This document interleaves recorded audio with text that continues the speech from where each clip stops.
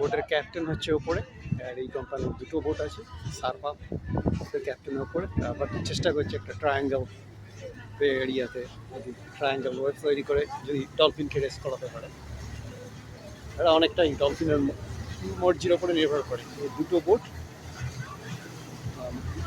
আজকে জলের একটু স্রোত আছে যদিও বে এরিয়া, সমুদ্র অশান্ত হলে এখানেও পড়ে, দেখা যাক কোনো ডলফিন ছাড়া দেয় কিনা। বেশ মজার এরা করে, একটু পাত্তি খরচ হয় কিন্তু বাচ্চারা এনজয় করে বলে নিয়ে আসি। আসতে শুরু করেছে। ডলফিন হচ্ছে ভীষণ কম্পিটিটিভ। ওরা যদি দুটো বোটে রেস করে তাহলে ডলফিনও মোটামুটি হাজির হবে। জানি না এই ক্যামেরাতে কতটা দেখা যাচ্ছে, দেখা যাবে কিন্তু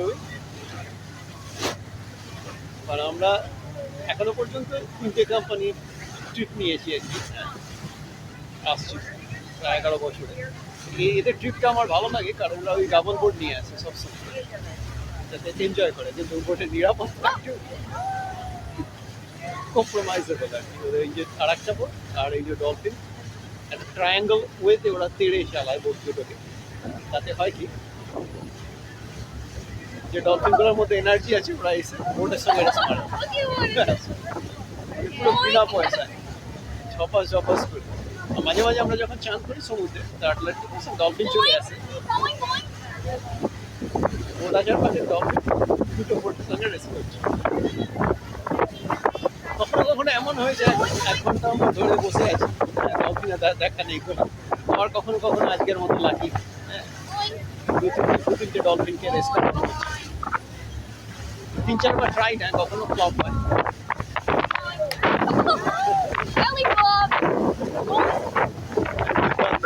বাচ্চারা ভীষণ এনজয় করে। ভাবছিলাম সমুদ্র খুব বৃষ্টি যদি হয়, কারণ ওই গার্লসের ডিপ্রেশন চলছে, যারা পড়ে দেখে কাজ করে, তাহলে কি সমুদ্রে যাওয়া হয়নি। কিন্তু বিকালের দিকে ওয়েদারটা ভালো, ঠাকুরটা খুব ভালো লেগে পড়লাম। তো যদি ওয়েদার খুব বাজে হয় তখন পয়সা ফেরত দেবে না, ওয়েদার চাপটা নিতে হবে।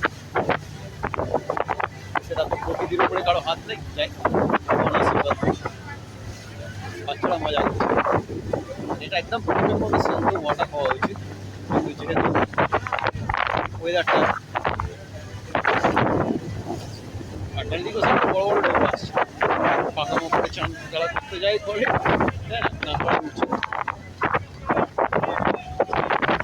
ক্যাপ্টেন বলছে শেষ, ক্যাপ্টেন একটা হাততালি দেওয়া উচিত।